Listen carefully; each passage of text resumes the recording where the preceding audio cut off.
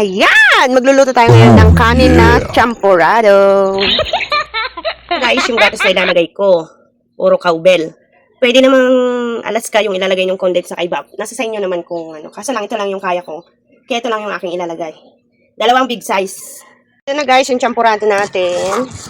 Magtatanong ba kayo kung ano cocoa or chocolate ang nilagay ko? Oh my Para God. hindi masyadong magastos. Ito lang po yun. Cocoa powder, 78 pesos ko lang binili sa tindahan. Dun sa bayan, sa palengke. Pero ilang beses ko nang lutuan ito. 3 kutsara po yung nilagay ko dyan. And then, galing lang po sa sinaing naming bigas ang nilagay ko. Diba? Pwede ka namang magbalagkit kung gusto mo. Kaso nga lang, matagal pang proseso. Mas maganda dito kung malagkit ang ilalagay mo or gagawin mong champurrado. Kaso nga lang, nagmamadali ako at gutom na yung mga bata. Tsaka wala kaming maulam, kaya naisipan kong ichampurrado na lang yung aming kanin. Okay, ilalagay na natin yung cowbell. Wow. Kung makukulangan kayo in case ng tamis niya, pwede namang mag-add na lang kayo ng sugar.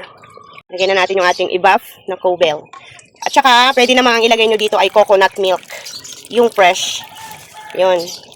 Kaso nga lang, magkakayod pa ako, nagmamadali na tayo at gutom na nga yung mga bata. Hindi pa kami nagtanghalian, ang oras ay 4:30. Hindi pa kami nagtanghalian guys. Kasi tanghali na kami kumain kanina ng umagahan. So sabi ko sa kanila, gagawa na lang ako ng merienda. Yan.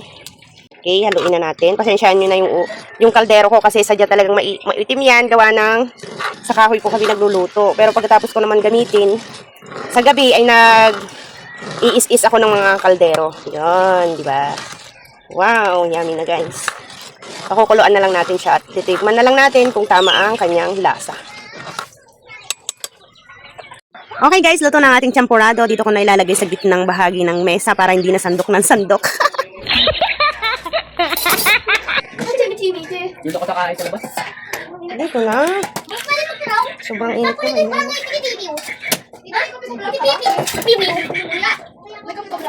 Dito din, may kapihan din. Left me talking to the dark. If I called you tonight, would it feel the same? Or have we both moved on to different names?